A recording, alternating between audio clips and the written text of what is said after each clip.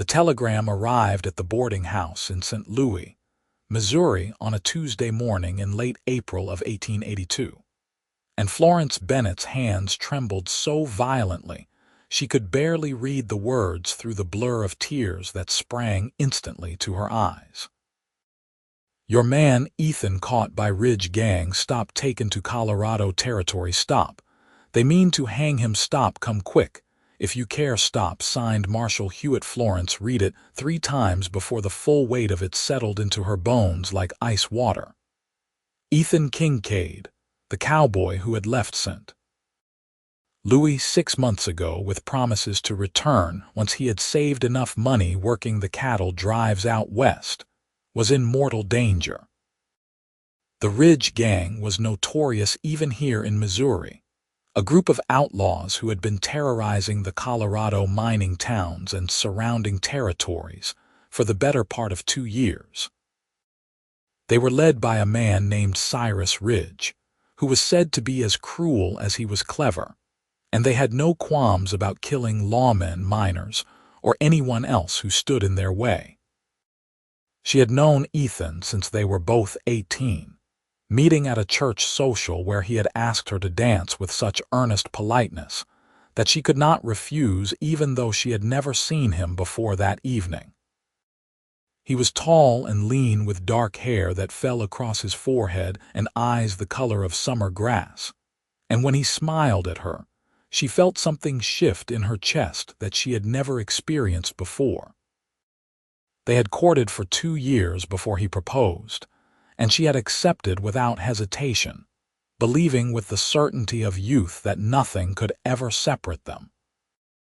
But then his father had died suddenly, leaving debts that Ethan felt honor-bound to repay, and the only way to earn the kind of money he needed was to go west where the cattle industry was booming, and a good cowboy could make decent wages. Florence had begged him to stay to let the debts go, to marry her anyway and build a life together despite the financial burden, but Ethan was stubborn in the way that good men often are about matters of principle. He would not start their marriage under the shadow of his father's failures, he said. He would go west, work hard, send money back to settle the accounts and return to her within a year at most. That had been 6 months ago, and in that time Florence had received only 4 letters from him. The first had come from Kansas, where he had joined a cattle drive heading north. The second had arrived from Wyoming, full of descriptions of the endless plains and the backbreaking work of moving thousands of cattle across rivers and through storms. The third letter had been shorter, written from Cheyenne, telling her that he had signed on for another drive that would take him through Colorado, and that he was saving every penny he could. The fourth letter, which had arrived only 3 weeks ago, had been different in tone, more worried, mentioning that there had been trouble with rustlers and outlaws in the area, but assuring her that he was being careful. Now this telegram had come, and Florence knew with absolute certainty what she had to do. She packed a small bag with practical clothing, her warmest shawl, the small Derringer pistol her father had given her years ago for protection, and what money she had saved from her work as a seamstress. It was not much, but it would have to be enough. She left a note for Mrs. Henderson, the boarding house owner, explaining that there was a family emergency and she did not know when she would return. Then she walked to the train station and used most of her savings to purchase a ticket to Denver, Colorado. The journey by train took 3 days, and every hour felt like an eternity. Florence sat by the window watching the landscape change from the green hills of Missouri to the flat prairies of Kansas, and then, finally, to the dramatic rise of the Rocky Mountains in the distance. She tried not to think about what might be happening to Ethan during these days of travel, tried not to imagine him sitting in some makeshift jail cell waiting for a noose to be fitted around his neck. Instead, she focused on practical matters, on what she would say to Marshall Hewitt when she found him, on how she might possibly help free Ethan from whatever trap he had fallen into. The other passengers on the train largely left her alone, perhaps sensing that she was not in the mood for idle conversation. There was a salesman who tried to engage her in chat about the weather and the growth of Denver, but she gave him such curt responses that he eventually gave up and moved to another car. A woman traveling with 3 small children sat across from her for several hours, and Florence helped entertain the youngest child with a simple cloth doll she fashioned from a handkerchief, grateful for the distraction even as her mind continued to race with worry. When the train finally pulled into Denver on Friday evening, Florence felt stiff and exhausted, but also filled with a nervous energy that made her hands shake as she gathered her bag. Denver was larger than she had expected, a bustling city that seemed to be bursting at the seams with miners, cowboys, businessmen, and every variety of person seeking fortune in the West. The streets were crowded even at this hour, and the noise was overwhelming after days on the relatively quiet train. She made her way to the nearest hotel, a modest establishment called the Western Star, and paid for a single night's lodging. The clerk, a thin man with spectacles and ink-stained fingers, looked at her with obvious curiosity when she asked if he knew anything about the town of Fairplay, Colorado. Fairplay's about 80 miles southwest of here, up in the mountains, he said. Mining town, mostly. Why would a lady like yourself be heading to a rough place like that? Family business, Florence said shortly, not wanting to explain further. The clerk nodded, though his expression suggested he did not quite believe her. You will need a horse or a stagecoach. The stage runs twice a week, but it just left yesterday, so the next one will not be until Tuesday. If you are in a hurry, you will need to hire a horse and ride yourself, or find someone willing to take you. Tuesday was 4 days away, 4 days during which Ethan might already be dead. Florence felt her chest tighten with panic, but forced herself to remain calm. Where can I hire a horse? The clerk gave her directions to a livery stable 3 blocks away, and Florence thanked him before going up to her room to rest for a few hours. She knew she would need her strength for whatever lay ahead. She lay on the narrow bed fully clothed, staring at the ceiling and listening to the sounds of the city outside her window. Somewhere in this vast territory, Ethan was waiting, perhaps not even knowing that she was coming for him.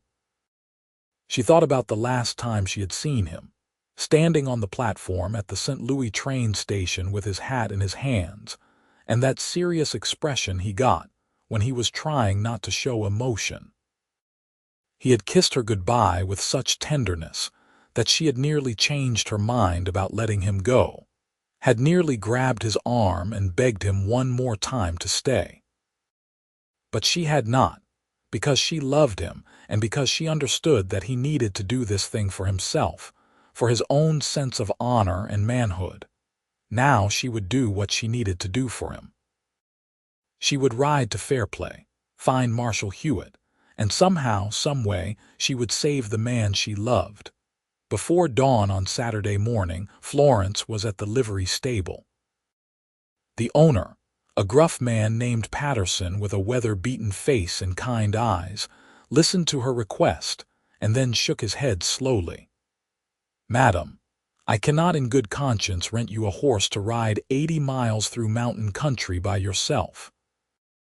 It is not safe, not for anyone, but especially not for a woman alone.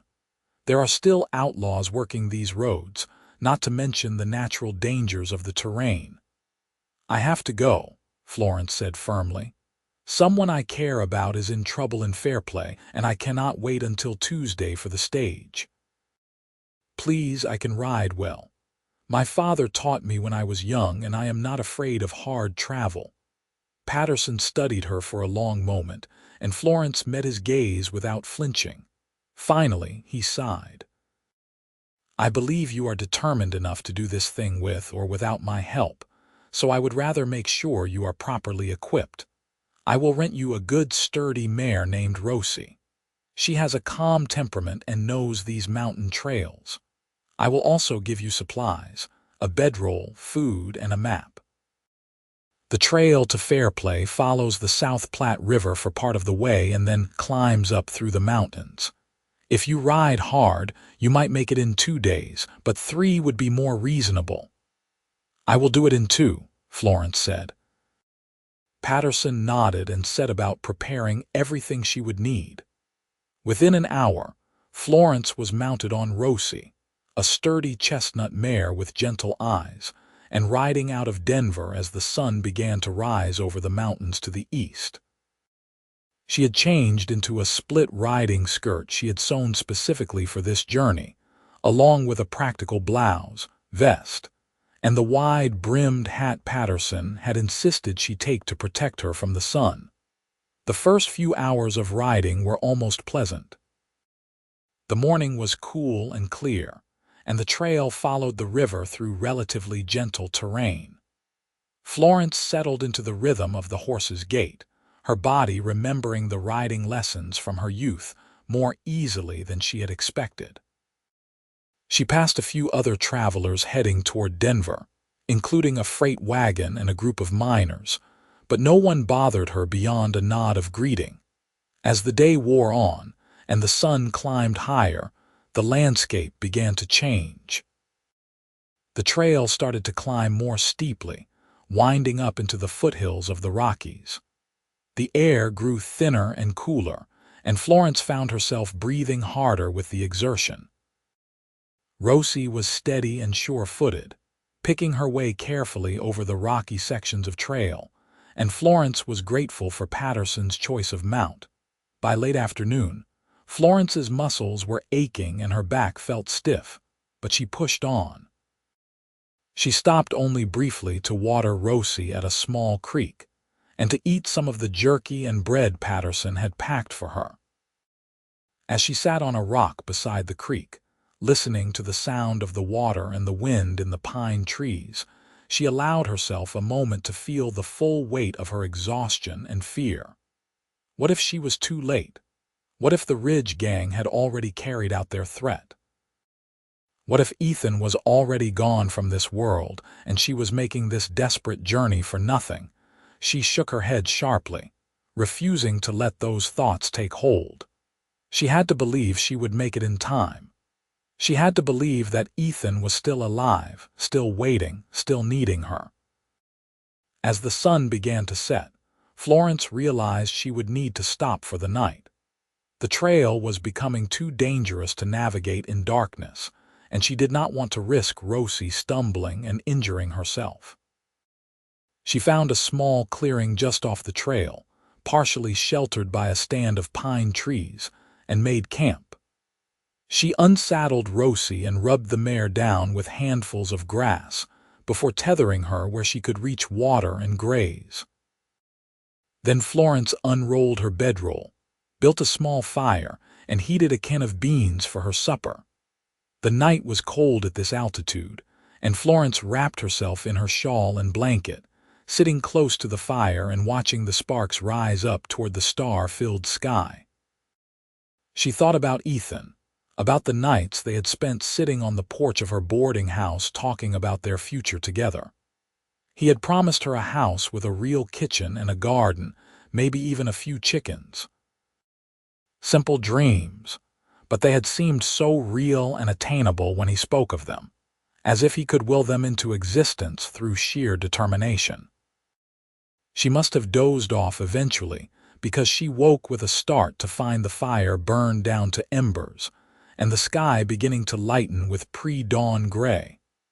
Her whole body ached from sleeping on the hard ground, but she forced herself to stand and stretch.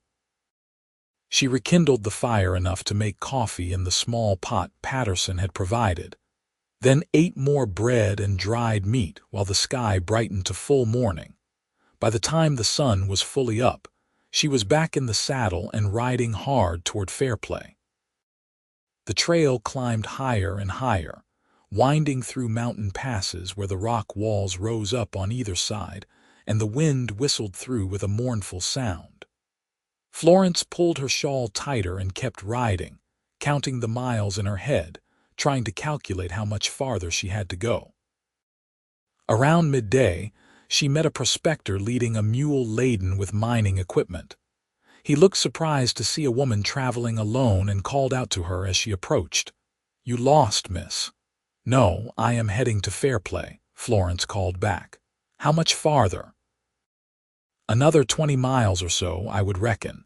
You should reach it before nightfall if you keep a good pace." He paused, then added, "Be careful in Fairplay, miss. There has been trouble there lately with outlaws. The Ridge gang has been causing all sorts of problems." Florence felt her heart clench. "What kind of problems?" "Been intimidating the miners, stealing gold shipments, and generally making life difficult for the law. I heard they caught someone they say was working with them, a cowboy from back east, planning to make an example of him to show they are in charge." The prospector shook his head. "Bad business all around." "Thank you for the warning," Florence managed to say, though her voice sounded distant to her own ears. She urged Rosie forward, and the mare responded with a burst of speed that carried them past the prospector and on up the trail. 20 miles. She could make 20 miles before nightfall. She had to. The afternoon seemed to stretch on forever, but finally, as the sun was beginning to sink toward the western peaks, Florence crested a rise and saw the town of Fairplay spread out in the valley below. It was smaller than she had imagined. A collection of wooden buildings clustered along a main street with mining operations visible in the hills beyond. Smoke rose from several chimneys, and even from this distance she could hear the faint sounds of activity, the ring of a blacksmith's hammer, the creak of wagon wheels. Florence urged Rosie down the slope toward the town, her heart pounding with a mixture of relief at having arrived and terror about what she might find. The main street was busy with people finishing their daily business before supper time. She guided Rosie to a hitching post in front of a building with a sign that read "Marshal's Office" and dismounted on shaky legs. The door to the office was open, and Florence stepped inside to find a man sitting behind a desk, covered with papers. He looked up as she entered, and his eyes widened slightly in surprise. "Can I help you, miss?" "I am looking for Marshal Hewitt," Florence said. "I received a telegram from him about a prisoner named Ethan Kincaid." The man stood up quickly. He was middle-aged, with a thick mustache and eyes that had the wary look of someone who had seen too much trouble. "I am Hewitt. You must be Miss Bennett. I did not expect you to arrive so quickly." "Where is Ethan? Is he still alive?" Florence demanded, not caring about pleasantries. "He is alive," Hewitt said, and Florence felt her knees go weak with relief. "For now, anyway. He is being held at the old mining office building at the end of town. The Ridge gang took it over as their headquarters a few weeks ago." "Why has he not been freed?" "You are the marshal. Surely you have the authority to arrest them and release him." Hewitt's expression turned grim. "Miss Bennett, the Ridge gang has more than a dozen armed men, and I have myself and one deputy. We are outnumbered and outgunned. I sent that telegram hoping you might be able to contact someone, maybe hire a lawyer or appeal to the territorial governor. I did not expect you to come here yourself." "What is he accused of?" "Ethan is not an outlaw. They claim he helped them plan a gold robbery, and then tried to double-cross them by alerting the mining company. The mining company says there was a robbery attempt that was thwarted by an anonymous tip, so the Ridge gang story has some credibility, at least enough that I cannot just march in there and demand his release without proof of his innocence." Florence felt anger rising in her chest. "Ethan would never work with outlaws. He is one of the most honest men I have ever known." "I believe you, miss, but belief is not evidence. Cyrus Ridge is clever. He knows I cannot move against him without proof, and he is using your man as leverage to keep me from interfering with his operations. If I try to free Kincaid by force, Ridge has made it clear he will kill him and probably start shooting up the town besides. So what am I supposed to do? Just stand by and watch them hang an innocent man? Hewitt held up his hands in a placating gesture. I am not saying that. I am just explaining the situation. If you can somehow prove Kincaid's innocence, or if you can convince Ridge to release him, that might work. But I am bound by the law, and I cannot start a war in this town that will get innocent people killed. Florence took a deep breath, trying to control her temper. She knew Hewitt was right, even if his caution frustrated her. Can I see Ethan? Hewitt hesitated. Ridge has been allowing limited visits to Kincaid, probably because he thinks it increases the pressure on me to stay out of his way. I can take you there, but you will be searched for weapons, and you will only have a few minutes. That is fine. Please take me to him now. Hewitt grabbed his hat and led Florence out of the office and down the main street. Evening was falling now, and lamps were being lit in windows. A few people on the street stared at Florence with obvious curiosity, and she heard whispered conversations follow them as they walked. At the end of the street stood a two-story wooden building that looked more substantial than most of the other structures in town. Two armed men lounged on the porch, rifles across their laps, and they straightened up as Hewitt and Florence approached. "Marshal," one of them said with a mocking tone. "What brings you here this evening?" "This is Florence Bennett, Kincaid's woman from back east. She is here to visit him." Ridge said visitors were allowed. The outlaw looked Florence up and down with an expression that made her skin crawl, but he nodded. "Wait here." He went inside, and a moment later emerged with another man who was clearly in charge. This man was tall and lean, with a face that might have been handsome if not for the cruel set of his mouth and the cold calculation in his eyes. "I am Cyrus Ridge," he said, his voice smooth and educated, which somehow made him seem more dangerous rather than less. "You must be Miss Bennett. Kincaid has mentioned you." "I want to see him," Florence said, meeting Ridge's gaze directly. Ridge smiled, a thin expression without warmth. "Of course. But first, my men will need to check you for weapons.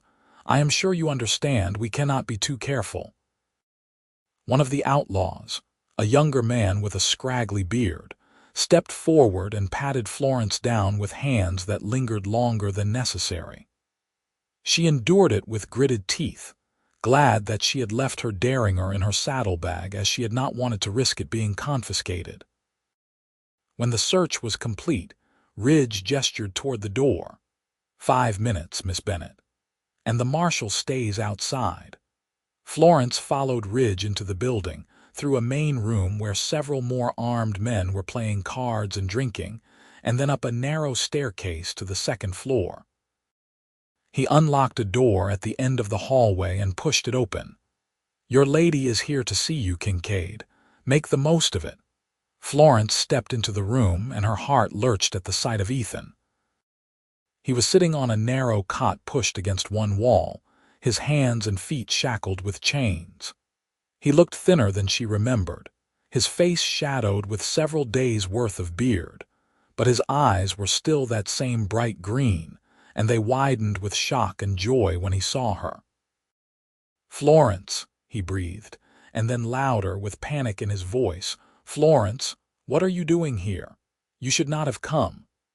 She crossed the small room in 3 strides and dropped to her knees beside the cot, reaching for his hands. The chains rattled as he gripped her fingers tightly. "I got the marshal's telegram," she said, her voice breaking despite her determination to stay strong. "Did you really think I would stay in St. Louis while you were in danger?" "I think yes. I hoped yes," Ethan said. His eyes were searching her face as if he could not quite believe she was real. "Florence, these men are dangerous." Ridge is not going to let me go, and I do not want you caught up in this. Tell me what happened. Tell me why they think you worked with them." Ethan's jaw tightened. "A few weeks ago, I was working at a ranch about 30 miles from here.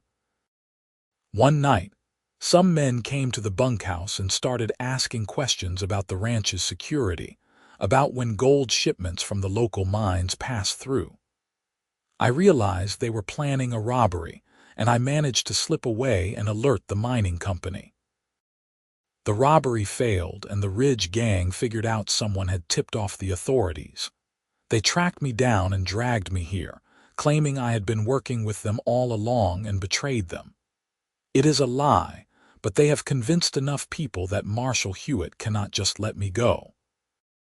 "I will find a way to prove your innocence," Florence said fiercely. "I did not ride 200 miles to lose you now." Ethan's expression softened, and he lifted their joined hands to his lips, kissing her knuckles gently. 200 miles, he repeated quietly. "I knew you would come for me. Even when Ridge was telling me I was going to hang, even in the darkest moments, I had this certainty that somehow you would find a way to be here." "Time is up," Ridge's voice came from the doorway, and Florence turned to glare at him. "I need more time. And I need a lot of things I am not going to get, Miss Bennett. Come along now." Ethan squeezed her hands one more time. "Be careful, Florence, please. I could not bear it if something happened to you because of me." "Nothing is going to happen to either of us," Florence said with more confidence than she felt. "I promise." She stood and followed Ridge out of the room, listening to the sound of the door being locked behind them. Ridge led her back downstairs and outside where Marshall Hewitt was waiting. "Satisfied?" Ridge asked. "What will it take for you to let him go?" Florence asked bluntly. Ridge raised his eyebrows. "Bold question, I like that." He considered for a moment, then shrugged. "Kincaid cost me a substantial amount of gold when he ruined that robbery. If someone were to compensate me for that loss, I might be persuaded to admit I was mistaken about his involvement." "How much gold?" $2,000. Florence felt her heart sink. She had maybe $50 to her name. There was no way she could raise that kind of money, and Ridge knew it. He was toying with her. "I will find it," she said anyway. Ridge laughed. "You do that, Miss Bennett, but do not take too long. My patience has limits, and hanging a traitor would send a good message to anyone else who might think about crossing me." He turned and went back into the building, leaving Florence standing with Marshall Hewitt in the gathering darkness. "Come on," Hewitt said quietly. "Let me get you settled at the hotel. You look exhausted." Florence let him guide her back down the street to the only hotel in town, a modest establishment called the Mountain View. Hewitt paid for her room over her protests, saying it was the least he could do since his telegram had brought her into this dangerous situation. The proprietor, a kind-faced woman named Mrs.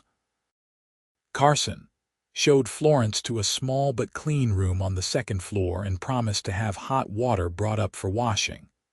Once she was alone, Florence sank onto the bed and let herself cry for the first time since receiving the telegram. She cried from exhaustion, from fear, from the overwhelming relief of seeing Ethan alive mixed with the terror of knowing how precarious his situation was. When the tears finally stopped, she washed her face in the basin of warm water that Mrs. Carson had brought, changed into her nightdress, and lay down on the bed. She had promised Ethan she would save him, but she had no idea how. $2,000 might as well be $1 million. She had no connections in this town, no resources to draw on, no plan beyond the desperate need to somehow make things right.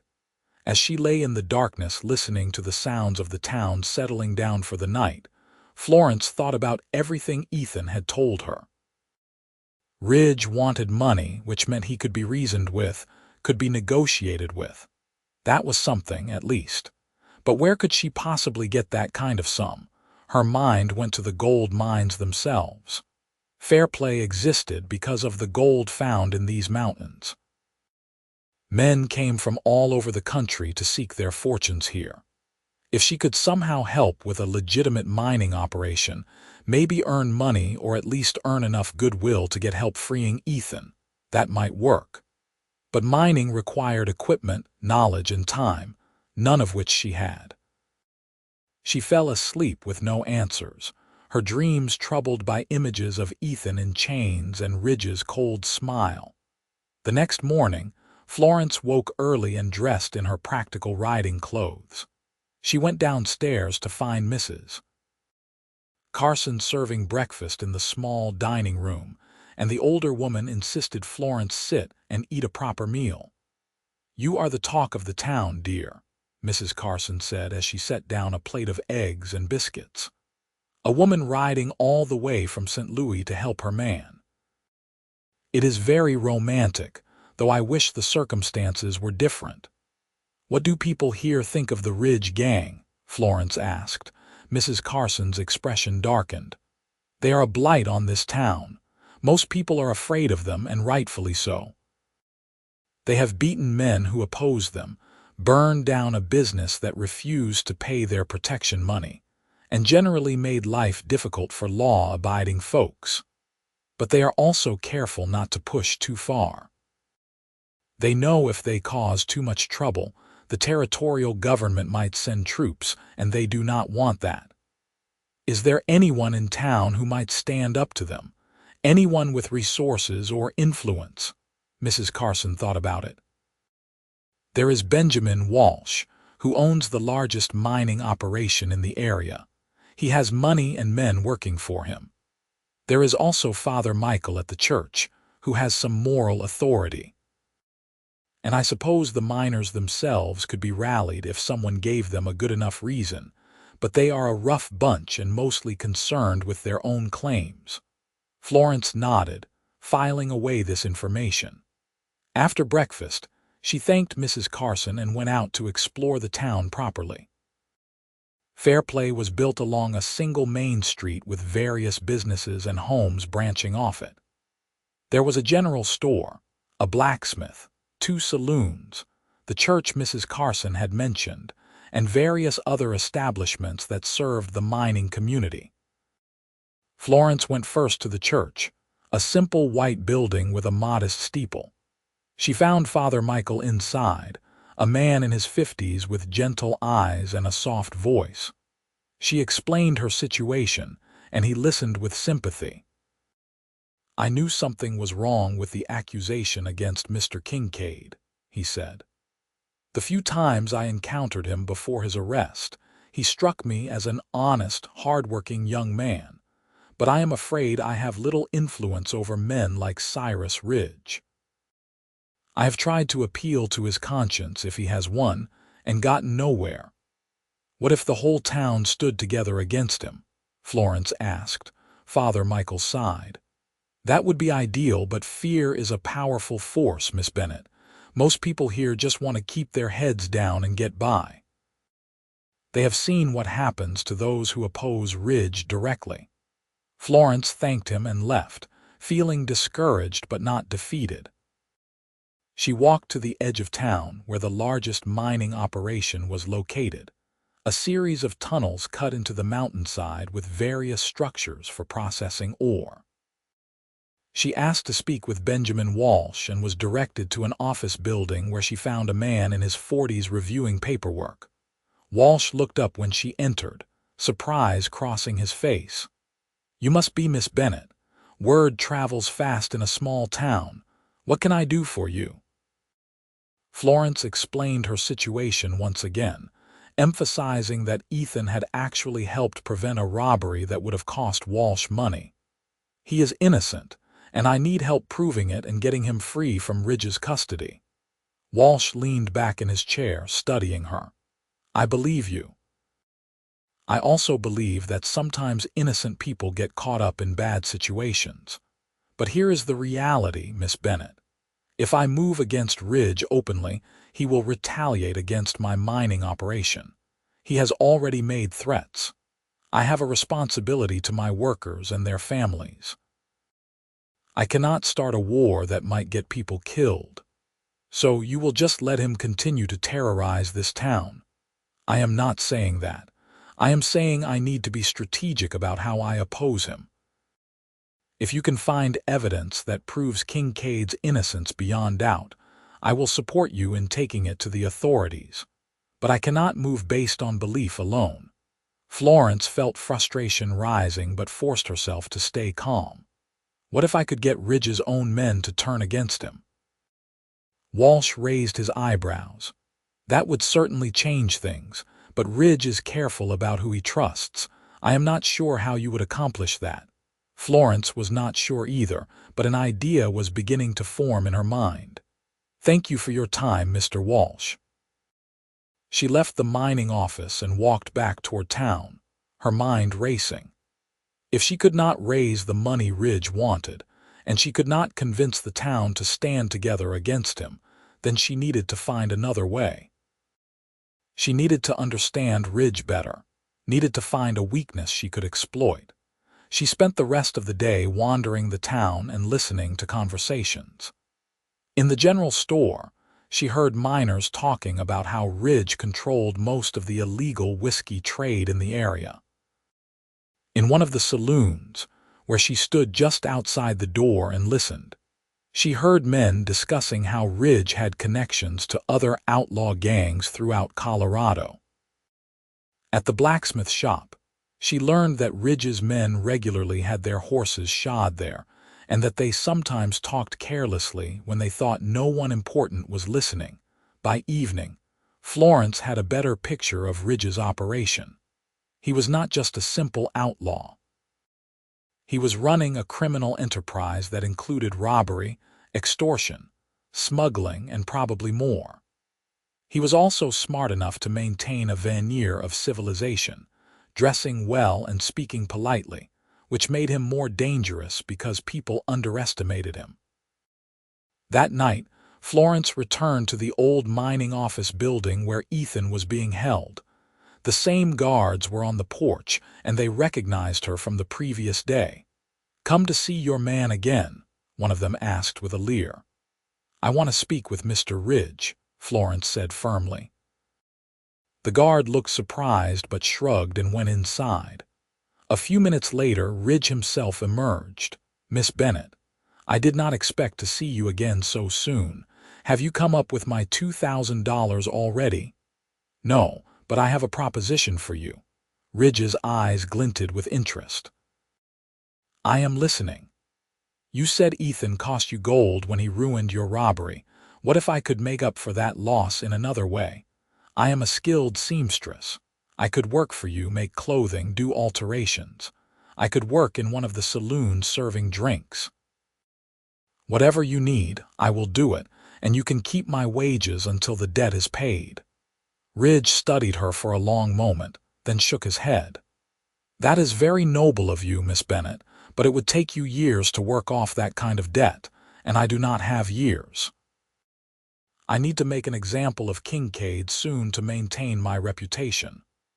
"Then what do you want from me?" Florence asked, hearing the desperation in her own voice and hating it. "Nothing," Ridge said simply. "This is not about you. It is about making sure everyone in this territory knows what happens to people who cross me. Your man made his choice when he interfered with my business. Now he has to face the consequences. He saved innocent people from being robbed and possibly killed. That is not a crime. From your perspective, perhaps. From mine, he cost me money and made me look weak. I cannot allow that to stand." Florence felt her hands clenching into fists. "You are going to murder an innocent man to protect your ego." Ridge's expression hardened. "I am going to execute a traitor to protect my business interests. There is a difference. Now, if you will excuse me, I have work to do." He turned to go back inside. "Wait," Florence called out. "Let me see him again, please. If you are really going to go through with this, at least give me a chance to say goodbye." Ridge paused, then nodded. 5 minutes. He gestured for her to follow him inside. This time, Ridge did not accompany her upstairs. One of his men, a younger outlaw with red hair and a nervous manner, unlocked the door and stood watch in the hallway. Florence entered the room to find Ethan standing by the small window, his chains rattling as he turned to face her. "Florence," he said, and there was so much pain in his voice that she wanted to cry. "Tell me you are leaving. Tell me you are going to get on your horse and ride back to safety." "I am not leaving without you," Florence said, crossing to him and taking his hands. "I made you a promise. Some promises cannot be kept, no matter how much we want to." Ethan raised their joined hands and pressed them against his chest, over his heart. "I have been thinking about everything we said to each other before I left St. Louis. I was so sure I was doing the right thing, coming out here to earn money and pay off my father's debts. But all I did was waste 6 months that I could have spent with you. If I could go back, I would choose differently. I would choose you over my pride." "You are not going to die," Florence said fiercely. "I will find a way." "How? Ridge is not going to change his mind, and no one in this town is willing to stand up to him. Florence, you have to accept that some battles cannot be won. I refuse to accept that." Florence pulled him closer, rising on her toes to kiss him. His lips were warm and familiar, and for a moment they were not in a makeshift prison cell but back in St. Louis, back when the future stretched out before them full of possibility. When they broke apart, Ethan rested his forehead against hers. "I love you. I need you to know that no matter what happens. You are the best thing that ever happened to me." "I love you too," Florence whispered. "And I am going to save you. I do not know how yet, but I will." The red-haired outlaw appeared in the doorway. "Time is up." Florence kissed Ethan one more time, then forced herself to step back and leave the room. She followed the outlaw back downstairs and out of the building, her mind working furiously. There had to be something she was missing, some angle she had not considered. As she walked back toward the hotel in the darkness, she heard footsteps behind her. She turned to find the red-haired outlaw who had been guarding Ethan's door. "Miss Bennet," he said quietly, glancing around nervously. "I need to talk to you, but not here. Meet me behind the church in 10 minutes, and come alone." Before Florence could respond, he turned and hurried away into the shadows. She stood still for a moment, her heart pounding. This could be a trap, but it could also be the opportunity she had been desperately seeking. She waited a few minutes, then made her way carefully toward the church. The young outlaw was waiting behind the building, pacing nervously. When he saw Florence, he gestured for her to stay in the shadows. "My name is Tommy Reeves," he said in a low voice. "I have been riding with Ridge for about 6 months, and I am sick of it. I never signed on to hurt innocent people. When I joined up, Ridge said we would be robbing from rich mine owners and banks, not terrorizing regular folks and hanging cowboys who did not do anything wrong." "Why are you telling me this?" Florence asked. "Because I want out, and I think maybe we can help each other. I know for a fact that your man is innocent. I was there when Ridge's crew was planning that robbery, and Kincaid was not part of it. Ridge knows it too. He is using Kincaid as a scapegoat because the real robbery crew failed, and he needed someone to blame." Florence felt a surge of hope. "Would you testify to that? Would you tell Marshal Hewitt what you just told me?" Tommy shook his head. "If I go against Ridge openly, he will kill me, but I will help you another way. Tomorrow night, Ridge is taking most of his men to do a job 2 towns over. There will only be 3 guards left at the building where they are holding Kincaid. If you can create a distraction, I will make sure the back door is unlocked. You can get your man out. Why would you do this? What do you get out of it? A clean conscience, maybe. And like I said, I want out of this life. If you help free Kincaid and expose Ridge for what he really is, maybe I can slip away in the chaos and start over somewhere else." Tommy glanced around again nervously. "That is my offer. Take it or leave it." "I will take it," Florence said immediately. What kind of distraction do you need? Something that will draw the guards out front. A fire, maybe, or a fight. Something loud enough that they will feel like they need to investigate. Florence's mind was already working through possibilities. I can manage that. What time tomorrow night? Around 10 o'clock. Ridge and his main crew will be gone by then. I will be one of the guards left behind, and I will make sure that back door is unlocked. But you will have to move fast. If Ridge finds out what happened before he leaves town, we are all dead. Thank you, Florence said. Thank you for doing the right thing. Tommy nodded and disappeared back into the shadows, leaving Florence alone behind the church. She stood there for a moment, letting the plan crystallize in her mind. It was risky, incredibly risky, but it was also the best chance they were going to get. She spent the next day making careful preparations. First, she went to Marshal Hewitt and told him everything Tommy had revealed, though she did not mention Tommy's name or that she had a plan to break Ethan out. She just wanted Hewitt to know that there was evidence of Ethan's innocence. That fits with what I suspected, Hewitt said. But without someone willing to testify or concrete proof, my hands are still tied. What if I could give you proof? What if I could expose Ridge's operation in a way that forced you to act? Hewitt looked at her sharply. What are you planning, Miss Bennet? Something that might get messy, Florence admitted. But I need to know that you will back me up if it works. Hewitt was silent for a long moment, then nodded slowly. If you can give me grounds to move against Ridge legally, I will do it, but be careful. These men are dangerous. Next, Florence went to Benjamin Walsh at his mining office and made a similar appeal. If I can create a situation where Ridge is exposed and vulnerable, will you and your men help finish what I start? Walsh studied her with new respect. You are braver than I gave you credit for, Miss Bennet. Yes, if you can crack Ridge's armor, my men and I will be ready to move. We have been waiting for an opportunity like this. Finally, Florence visited Father Michael and asked if she could use the church that evening for a community meeting. I want to talk to the townspeople about standing up to the Ridge gang. I know most of them are afraid, but maybe if they see that someone is willing to take action, they will find their own courage. Father Michael agreed, though he looked worried. I will spread the word, but I cannot promise people will come. That evening, about 30 people gathered in the church, a mix of miners, business owners, and families.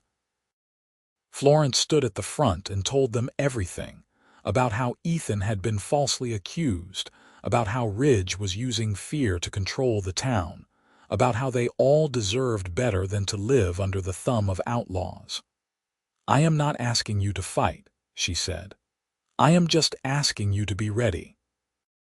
Tomorrow night, things are going to change in fair play. Ridge's power is built on the belief that no one will stand against him, but that belief is wrong.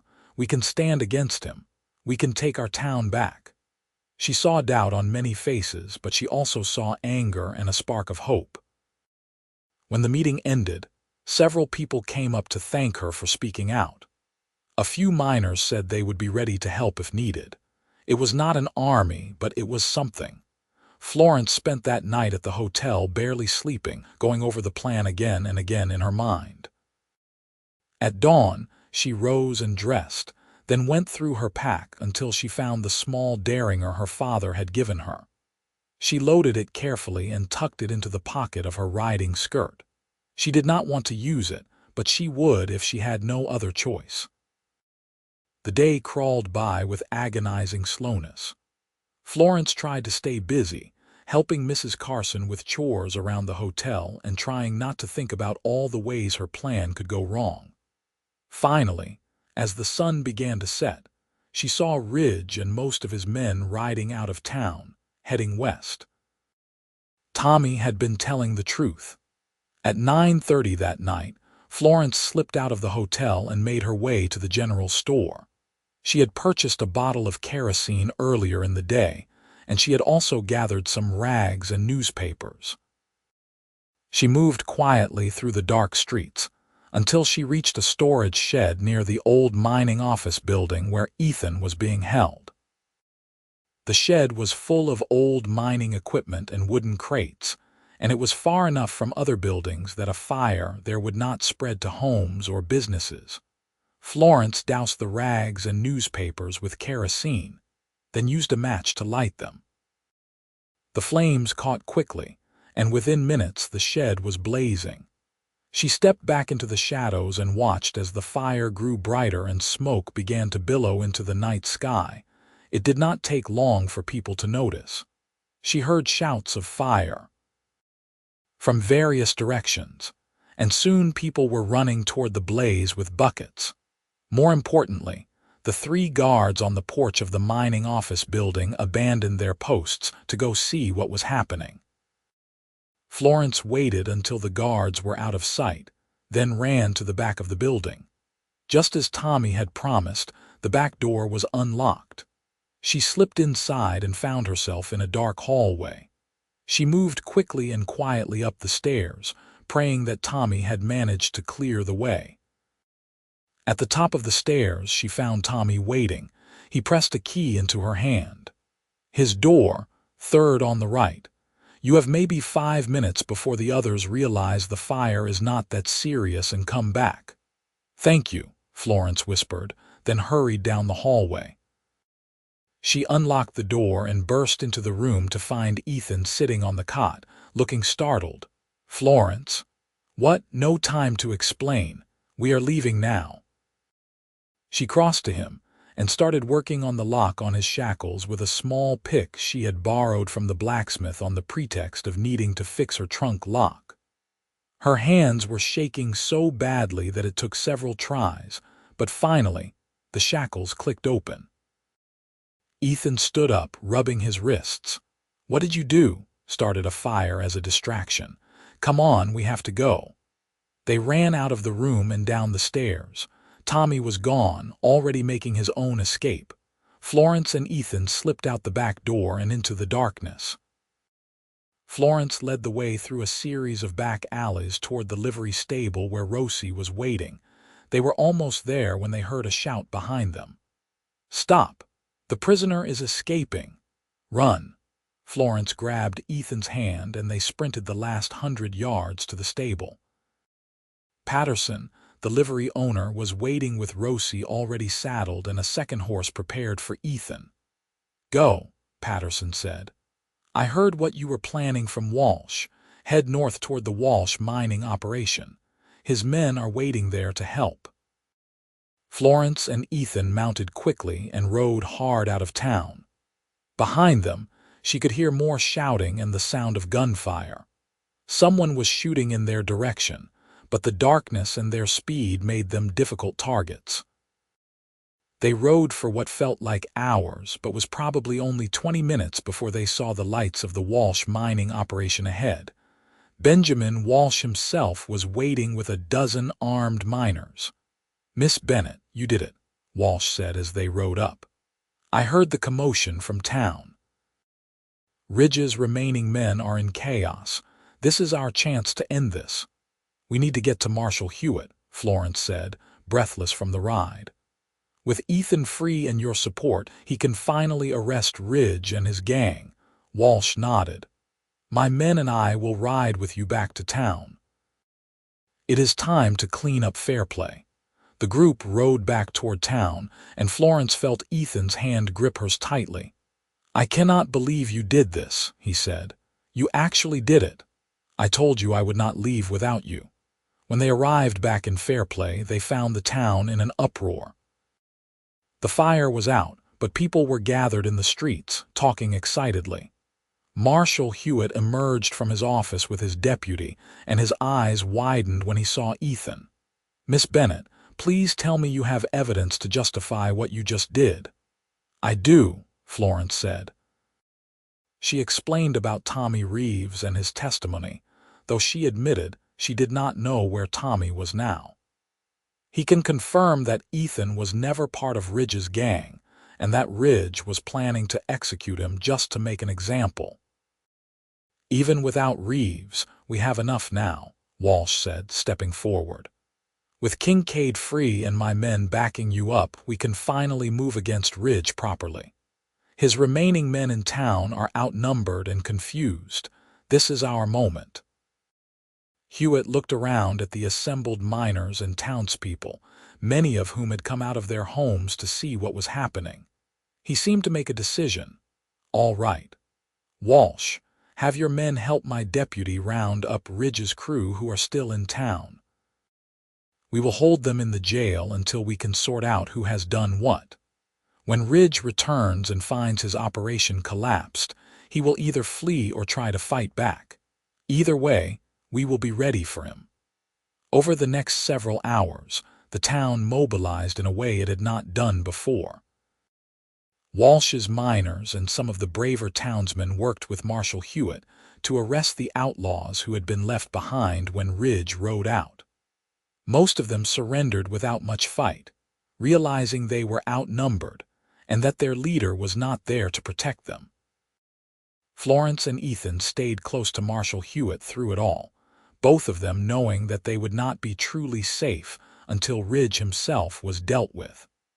As dawn began to break over the mountains, a lookout spotted riders approaching from the west. Ridge and his men were returning. "Everyone take positions," Hewitt ordered. The miners and armed townspeople spread out along the main street, taking cover behind barrels, wagons, and the corners of buildings. Florence wanted to stay and see this through, but Ethan gently but firmly guided her to safety inside the marshal's office. "You have done enough," he said. "More than enough. Please, let me do this part." Florence reluctantly agreed, though she positioned herself by the window where she could see what was happening. Ethan took a rifle that Hewitt offered him and joined the defenders in the street. When Ridge and his remaining gang members rode into town, they immediately sensed something was wrong. The street was too quiet, too empty. Ridge reined in his horse, his hand moving toward his gun. "Cyrus Ridge," Marshal Hewitt called out, stepping into the middle of the street. "You and your men are under arrest for robbery, extortion, kidnapping, and attempted murder. Throw down your weapons and surrender." Ridge's face twisted with anger when he saw Ethan standing among the armed men. "I should have known. You should have just let me hang him, Marshal. Now you have forced my hand. The only thing forcing anyone's hand is your own criminal behavior," Hewitt said. "You are outnumbered and outgunned. Do not make this worse than it already is." For a long moment, no one moved. The tension in the air was thick enough to cut. Then one of Ridge's men slowly drew his weapon, and all hell broke loose. Gunfire erupted from both sides. Florence watched through the window as Ridge's men tried to fight their way out of the trap they had ridden into. The sound of rifles and pistols was deafening. Men were shouting, horses were screaming and rearing. Someone crashed through the window of the saloon across the street.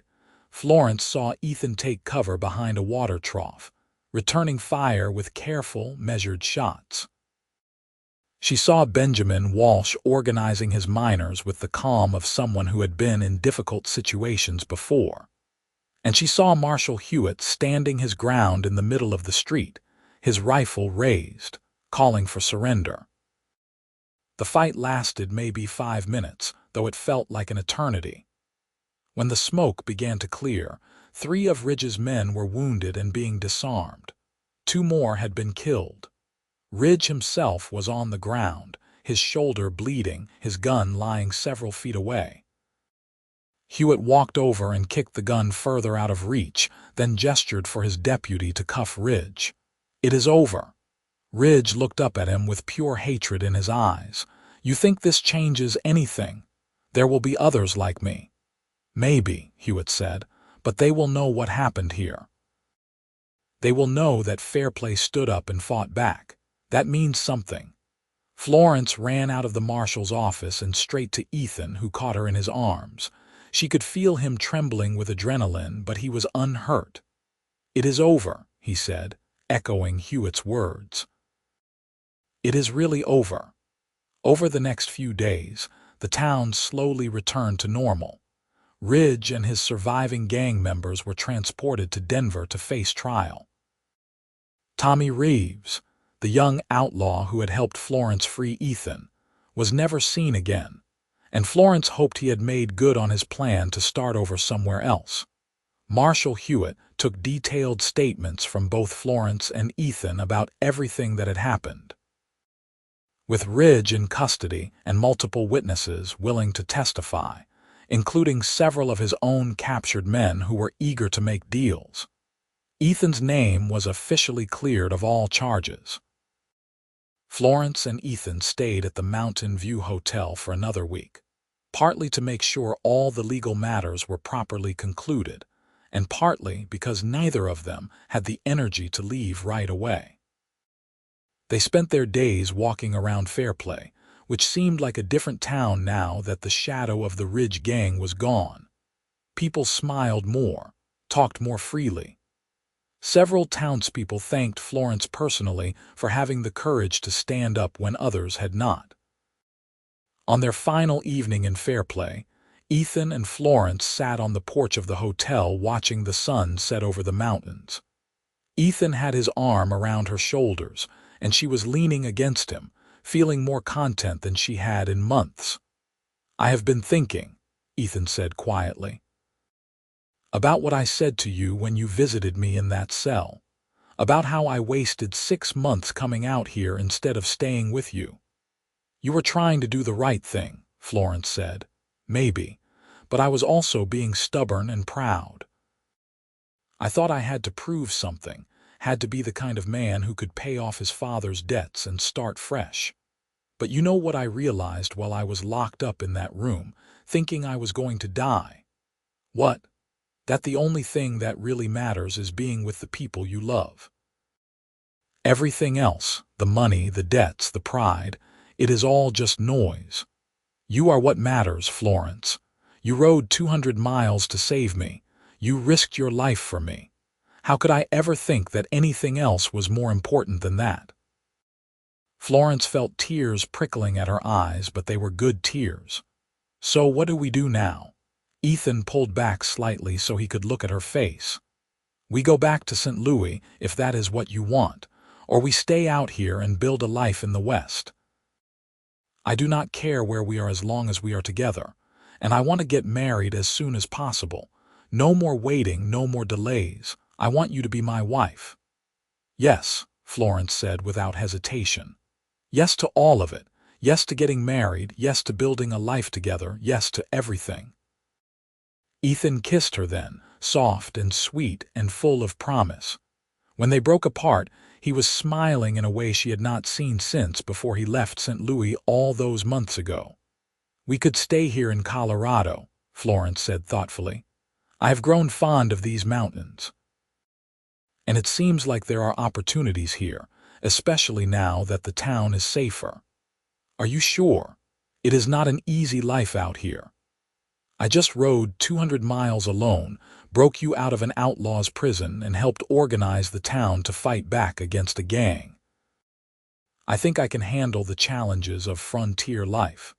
Ethan laughed, a real, genuine laugh that made Florence's heart soar. "I think you can handle just about anything."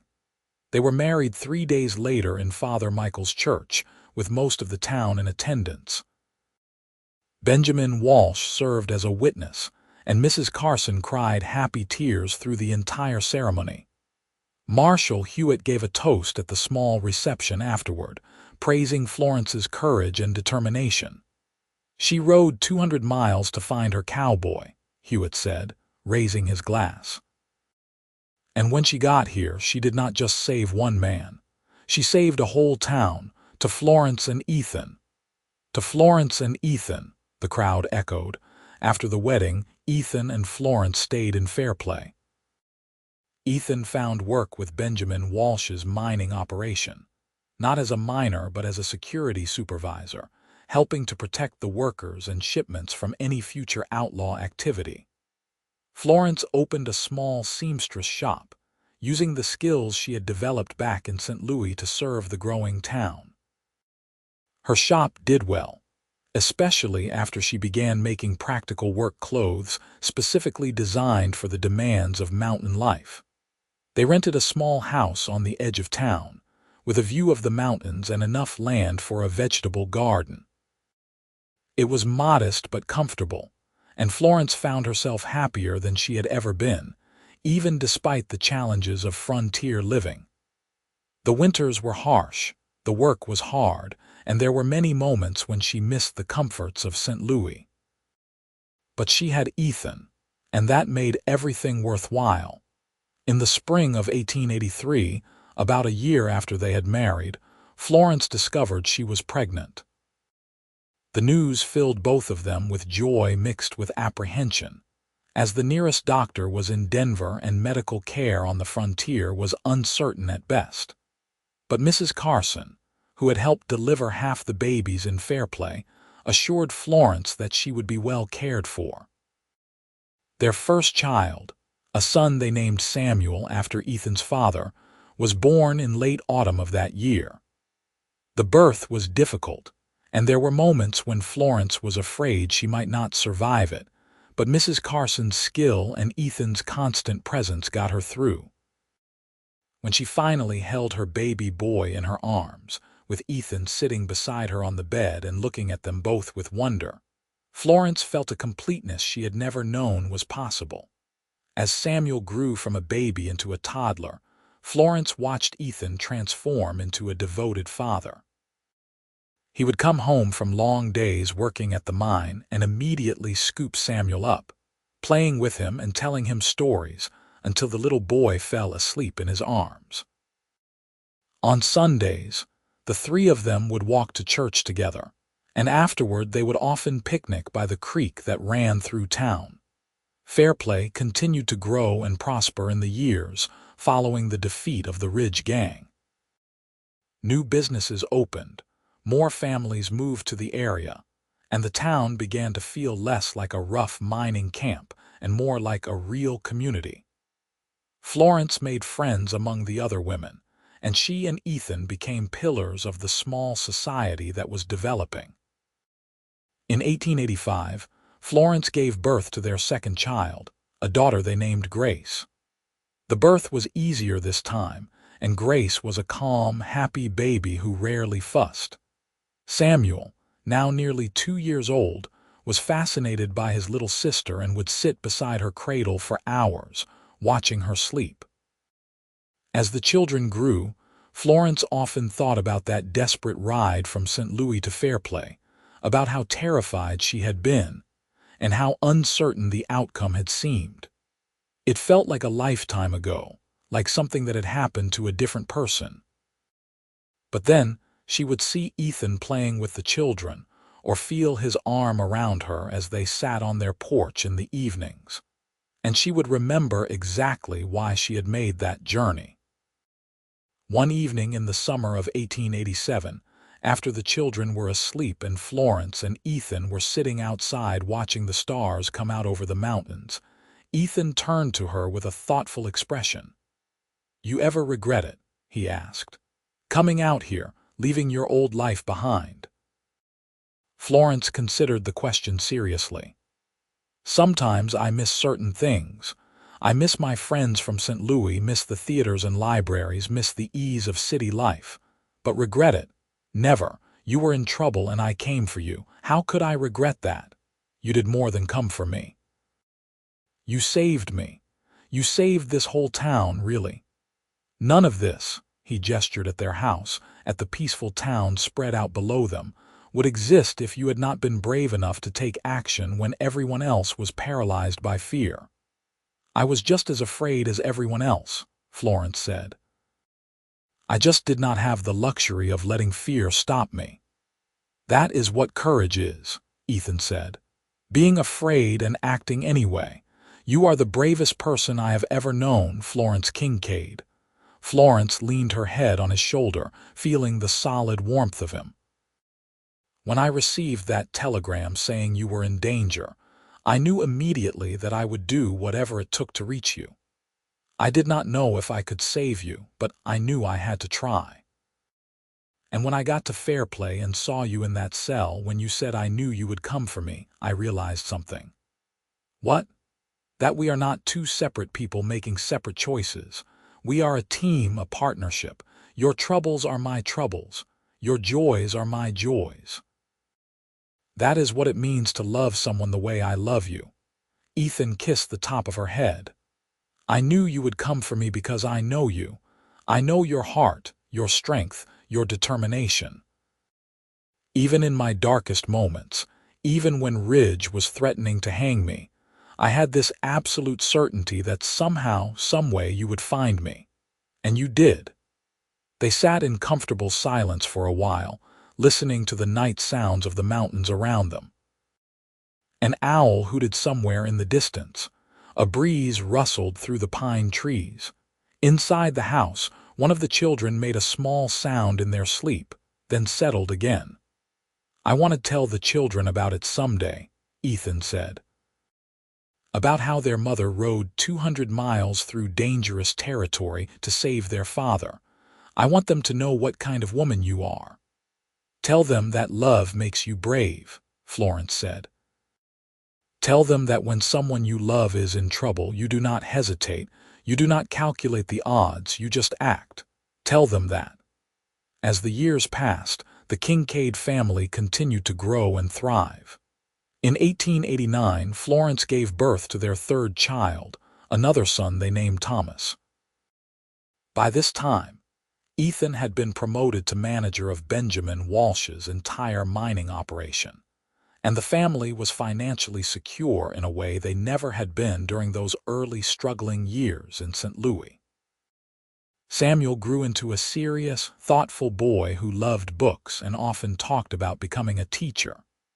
Grace was adventurous and fearless, always climbing trees and exploring the hills around their property, much to Florence's worry and secret delight.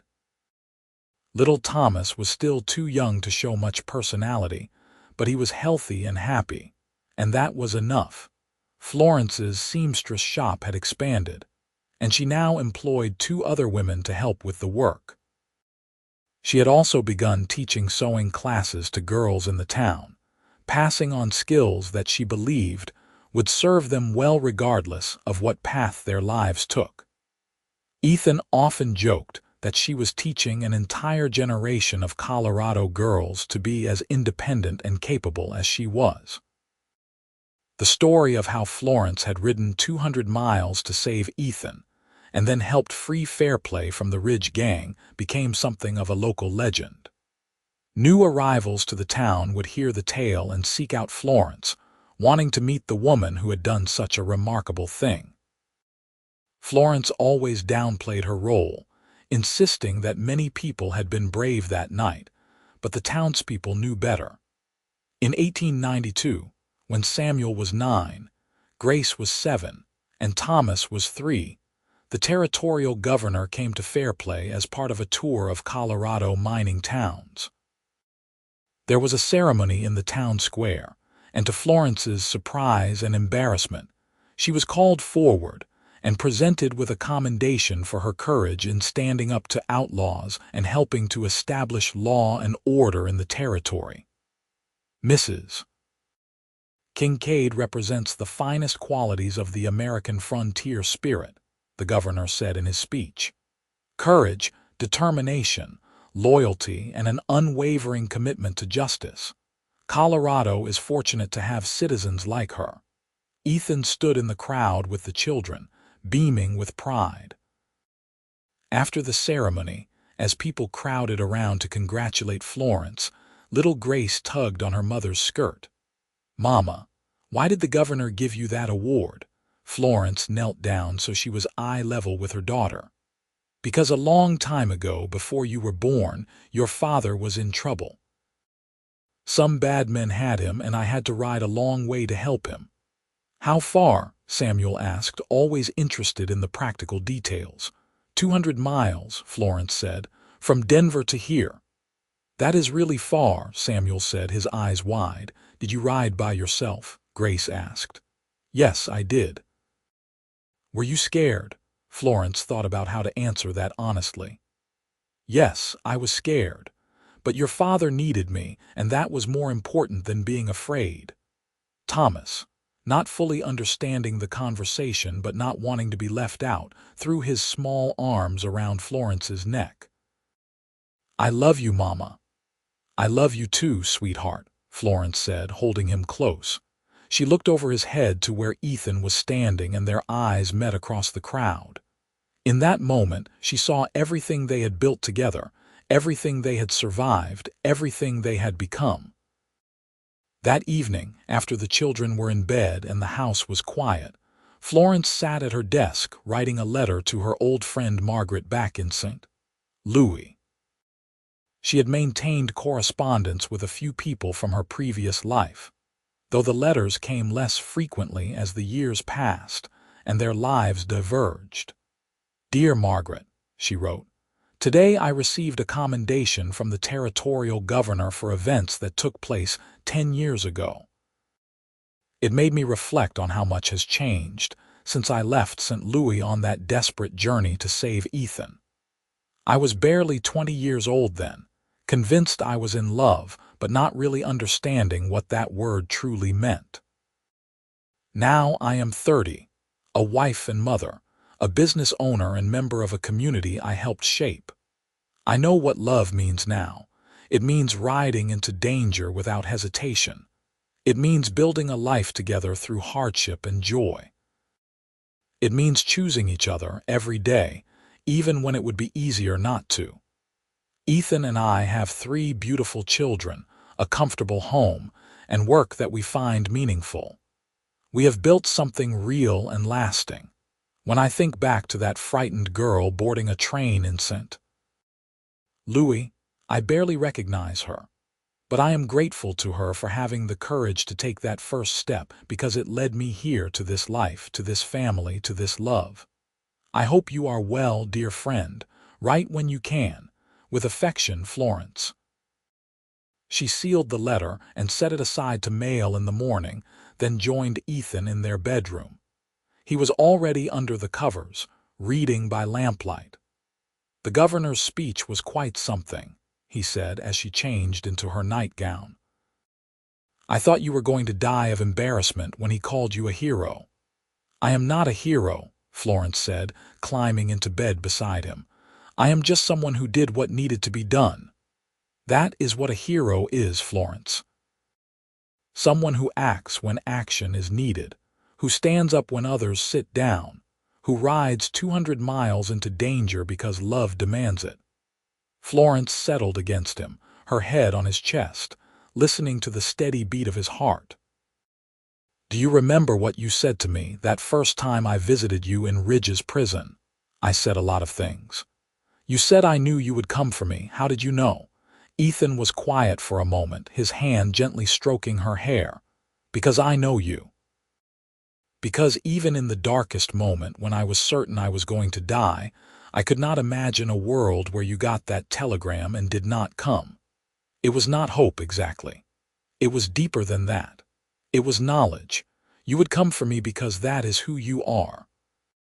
You would move heaven and earth if you had to." "I would do it again," Florence said. "If you were in trouble, I would ride 200 miles or 2,000, whatever it took." "I know," Ethan said, "and I hope you know that I would do the same for you. That is what we are, Florence. We are 2 people who will always come for each other, no matter what." They fell asleep like that, wrapped in each other's arms, secure in the knowledge of their love and the life they had built together. The years continued to pass, bringing the usual mixture of challenges and blessings. There were hard winters when supplies ran low, and the children got sick, worrying Florence and Ethan until the illnesses passed. There were good years when the mine produced well, and they could afford small luxuries like new furniture or books sent from Denver. There were moments of profound joy, Like when Samuel came home from school bursting with pride because his essay had been chosen as the best in his class, or when Grace learned to ride her own horse, or when Thomas took his first steps. In 1895, Colorado officially became a state, and Fairplay celebrated with a huge festival that lasted 3 days. Florence served on the organizing committee, helping to plan events and coordinate with the other towns in the area. The festival was a success, bringing people from all over the new state to celebrate their shared identity as Coloradans. During the festival, an elderly woman approached Florence. She was dressed well, clearly a person of some means, and she looked vaguely familiar, though Florence could not place her. "Mrs. Kincaid, I wonder if I might speak with you for a moment," the woman said. "Of course," Florence replied. "How can I help you?" "My name is Martha Ridge," the woman said, and Florence felt her body tense at the surname. "I am Cyrus Ridge's mother. I know what my son did, and I know he is currently serving time in the territorial prison for his crimes. I came here because I wanted to meet you and to apologize." Florence did not know what to say. She had not thought about Cyrus Ridge in years, had tried to put that whole terrible episode out of her mind. Martha Ridge continued, "Cyrus was my only child and I loved him despite his flaws, but I am not blind to what he became. He hurt many people, including you and your husband. I cannot undo the past, but I wanted you to know that not everyone in the Ridge family condones what he did, and I wanted to thank you." "Thank you? For what?" "For stopping him before he did even worse things. For having the courage to stand up when others would not. My son needed to be stopped, and you stopped him. That could not have been easy." Florence felt an unexpected sympathy for this woman who had to live with the shame of her son's actions. "Mrs. Ridge, I appreciate you coming here. It takes courage to acknowledge difficult truths about people we love. I hope you can find peace." Martha Ridge nodded, tears in her eyes, and moved away into the crowd. Ethan, who had been standing nearby and heard the whole exchange, came over and put his arm around Florence. "That must have been difficult," he said. "It was strange," Florence admitted. "I have spent so many years trying not to think about Ridge and what he did. To suddenly be confronted with his humanity, with the fact that he had a mother who loved him despite everything, it is complicated." "You handled it with grace," Ethan said, "just like you handle everything." As their children grew older and more independent, Florence and Ethan found themselves with more time to focus on each other and on their place in the community. Ethan became involved in local politics, serving on the town council and helping to plan for Fairplay's future. Florence continued to run her seamstress shop and also became active in establishing a proper school for the town, raising funds and lobbying the state government for resources. In 1898, when Samuel was 15 and talking about going to college in Denver, Grace was 13 and already showing signs of becoming as strong-willed as her mother, and Thomas was 9 and obsessed with trains. Florence and Ethan took a trip back to St. Louis.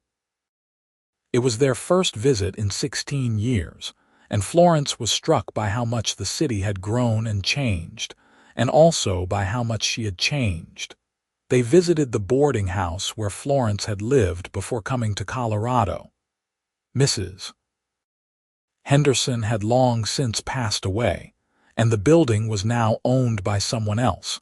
But Florence stood on the street outside and remembered the girl she had been, the girl who had received a telegram and made a choice that changed everything. "You miss it?" Ethan asked as they walked through the streets of Florence's old neighborhood. "I miss the idea of it sometimes," Florence said. "The safety, the predictability, the culture, but this is not my home anymore. My home is in Colorado with you and our children in the life we built together. That is where I belong." They returned to Fairplay after 2 weeks, and Florence felt genuine relief when she saw the mountains rising up in the distance, when they finally rode into town and saw their house with its garden and the children running out to greet them. "Welcome home," Samuel called, and Florence realized that for the first time in years, she had not thought of St. Louis as home even once during their visit. Home was here, had been here for a long time now. As the new century approached, Florence found herself increasingly reflective about the journey that had brought her to this point. She was nearly 40 years old, no longer the young woman who had ridden desperately toward an uncertain fate. She had gray in her hair now, lines around her eyes, calluses on her hands from years of work. But she also had a confidence and self-assurance she never could have imagined in her youth. On New Year's Eve of 1899, as Fairplay prepared to celebrate the turn of the century, Florence and Ethan hosted a party at their home for their closest friends. Benjamin Walsh was there, now semi-retired but still sharp and engaged. Marshall Hewitt, older and grayer but still serving the town faithfully, came with his wife. Father Michael attended, along with Mrs. Carson and dozens of others who had become family over the years. As midnight approached, and everyone gathered to count down the final seconds of the 19th century, Florence found herself standing slightly apart from the crowd, looking at all these people who had become such an important part of her life. She thought about the girl who had boarded a train in St. Louis 18 years ago, terrified and determined in equal measure. She thought about the 200-mile journey, about the fear and exhaustion and desperate hope. She thought about seeing Ethan in chains, about the moment when he said, "I knew you would come for me," about how those words had given her the courage to do what needed to be done. 10, 9, 8, the crowd was counting, and Ethan appeared at her side, slipping his arm around her waist. 7, 6, 5, "What are you thinking about?" he asked, leaning close so she could hear him over the noise. 4, 3, 2, "I am thinking about how far we have come," Florence said, "and how grateful I am for every step of the journey. 1, Happy New Year." The crowd erupted in cheers and embraces. Fireworks exploded over the town, lighting up the night sky. Ethan pulled Florence close and kissed her as the new century began, a kiss that held all the love and trust and partnership they had built over nearly 2 decades together. When they broke apart, Ethan was smiling at her in the way that still made her heart skip after all these years. "Here is to the next 100 years," he said. "We probably will not make it quite that long," Florence said with a laugh. "Then here is to whatever time we have. As long as I am with you, that is all I need." The party continued late into the night, with music and dancing and toasts to the new century. But eventually the guests departed, and Florence and Ethan were left alone to clean up and reflect on the evening. As they worked together, moving around each other with the ease of long familiarity, Florence felt a profound sense of contentment. This was what she had ridden 200 miles for, not just to save Ethan from the Ridge Gang, but to build this life, this partnership, this love that had sustained them through everything. "You remember what I told you during the festival, when you asked me about regrets?" Florence said as they finished putting away the last of the dishes. "I remember," Ethan said. "I want to amend that. I do not just not regret it. I am grateful for it, for all of it. Grateful for the telegram that sent me west. Grateful for the fear that made me brave. Grateful for every hard mile and every difficult moment, because they brought me here, to you, to our family, to this life. If I could go back and change things, make the journey easier or less frightening, I would not, because that journey made me who I am." Ethan crossed the kitchen and took her hands in his. "You made yourself who you are, Florence. Your courage, your strength, your refusal to give up when everyone told you it was hopeless. You saved me, yes, but you also saved yourself. You became the person you were always meant to be. We saved each other, Florence corrected. That is what partners do. They stood there in their kitchen, holding hands as the night deepened around them. Two people who had chosen each other again and again through 18 years of marriage, 3 children, countless challenges, and more blessings than they could count. Outside, the new century stretched before them full of possibility and promise. But in that moment, all that mattered was this: the two of them together, still in love, still partners, still grateful for the journey that had brought them home to each other. As they finally headed to bed that night, Samuel called out from his room, not quite asleep yet. "Papa, Mama, will you tell us the story again tomorrow about how Mama rode to save you?" Florence and Ethan exchanged a smile. "Yes," Ethan called back. "We will tell you the story. Now go to sleep." "I like that story." Grace's sleepy voice came from her room. "Mama is like a hero in a book." "Your mother is better than any hero in a book," Ethan said. "She is real." Florence felt her eyes prickling with tears, the good kind, the grateful kind. She thought about all the ways to tell that story, all the details she could include or leave out, all the lessons she hoped her children would take from it. But really, the story was simple. Once upon a time, a young woman loved a man enough to ride 200 miles into danger to save him. And when she found him, he said the words that had sustained him through his darkest hours. "I knew you would come for me." And because of that love, because of that courage, because of that choice, a family was born, a life was built, and 2 people found their way home to each other. That was the story. That was their story. And as Florence lay down beside Ethan that night, she knew it was the only story that mattered, the story she would tell her children and grandchildren, the story of how love makes you brave enough to ride any distance, face any danger, overcome any obstacle. She rode 200 miles to find her cowboy. He said, "I knew you would come for me." And from that moment, everything else followed, all the joy and challenge and beauty of a life shared, a love honored, a promise kept. Years passed, each one adding its own chapter to their ongoing story. Samuel went off to college in Denver in 1901, studying to become a teacher just as he had always dreamed. He would come home during summers and holidays, bringing with him the energy and ideas of the modern world that was rapidly changing around them. Grace, true to her adventurous nature, became one of the first women in Colorado to work as a surveyor, mapping the wild country she had always loved to explore.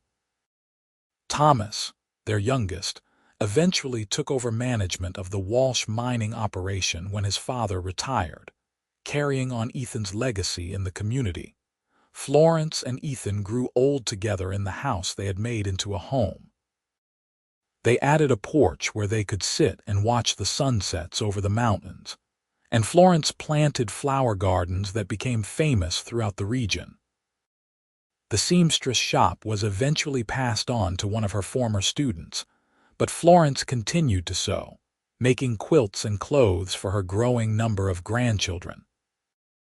In 1910, when they celebrated their 28th wedding anniversary, their children threw them a surprise party attended by what seemed like half the town. There were speeches and toasts, and once again, someone told the story of how Florence had ridden 200 miles to save Ethan from the Ridge Gang. The story had grown somewhat in the telling over the years, acquiring details and flourishes that Florence did not quite remember, but the heart of it remained true. "She is the bravest person I have ever known," Ethan said in his speech that night, his voice strong despite his 60 years. Not just because of what she did all those years ago, but because of what she has done every day since. She made a home in a wild place. She raised 3 remarkable children. She built a business and helped build a community. She showed me what it means to truly love someone, not just in the grand gestures but in the quiet, everyday choices to show up, to do the work, to keep choosing each other. I am the luckiest man in Colorado. Florence, embarrassed by the attention as always, stood and took his hand. I did not ride 200 miles to find a man to put on a pedestal, she said, to laughter from the crowd. I rode 200 miles to find my partner, my equal, my best friend, and I found him. Everything else, all of this, she gestured at their children, their friends, the life they had built. This is what happens when two people commit to building something together. This is what happens when love is more than a feeling, when it becomes a choice you make every single day. As the party wound down and the guests departed, Florence and Ethan sat on their porch as they had done countless times before. The night was clear, the stars bright overhead, the mountains dark silhouettes against the sky. 28 years, Ethan mused. Sometimes it feels like yesterday that I was sitting in that cell, waiting to die. And then you walked through the door, and I knew everything was going to be all right. I was not nearly as confident, Florence admitted. I had no idea if my plan would work. I just knew I had to try. That is all anyone can do. Try, take the risk, make the choice. You taught me that, Florence. You taught this whole town that. Florence leaned her head on his shoulder, feeling the comfortable weight of years together, of a life fully lived. I hope the children understand how lucky we have been, she said. Not lucky that things were easy, because they were not, but lucky that we found each other, that we chose each other, that we built this together. They understand, Ethan assured her. How could they not? They have watched us every day of their lives.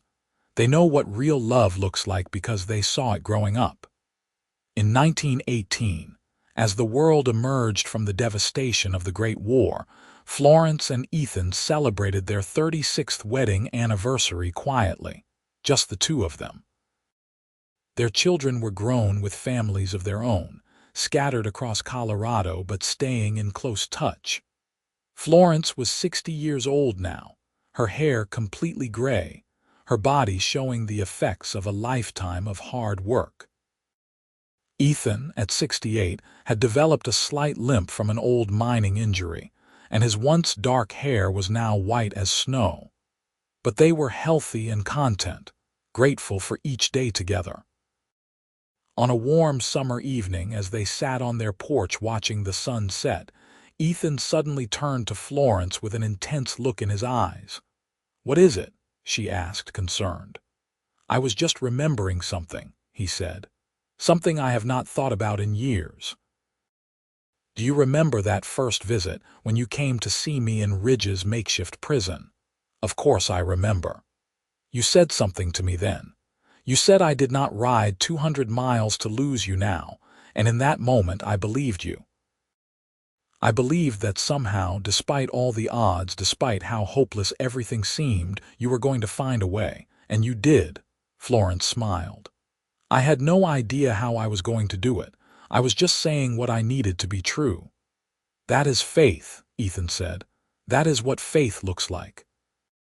Declaring something to be true even when you cannot see how it will happen, and then working to make it true." They sat in companionable silence, watching as the sky turned from gold to pink to purple. Florence thought about all the sunsets they had watched together from this porch, all the conversations they had shared, all the years that had passed since that desperate ride to Fairplay. "If you had it to do over again," Ethan asked quietly, "knowing everything that would come, all the hard winters and difficult times, all the challenges of building a life out here, would you still make that ride?" Florence did not even have to think about it. "Every time," she said. "1,000 times over. This life, this love, our children and grandchildren, every moment of it, even the hard ones, has been worth it. You are worth it." Ethan raised her hand to his lips and kissed it gently, the same gesture he had made in that prison cell 36 years ago. "I knew you would come for me," he said, repeating those words one more time. And you have been coming for me every day since. Every time I needed you, every time life got hard, every time I faltered, you were there. You have been coming for me our whole lives. And you for me, Florence said. That is what marriage is. Coming for each other again and again, no matter what. As the stars began to emerge overhead, and the night breeze carried the scent of Florence's roses, they sat together in perfect peace. Two people who had chosen each other across 200 miles and 36 years, who had built a love strong enough to withstand outlaws and hardship and the passage of time itself.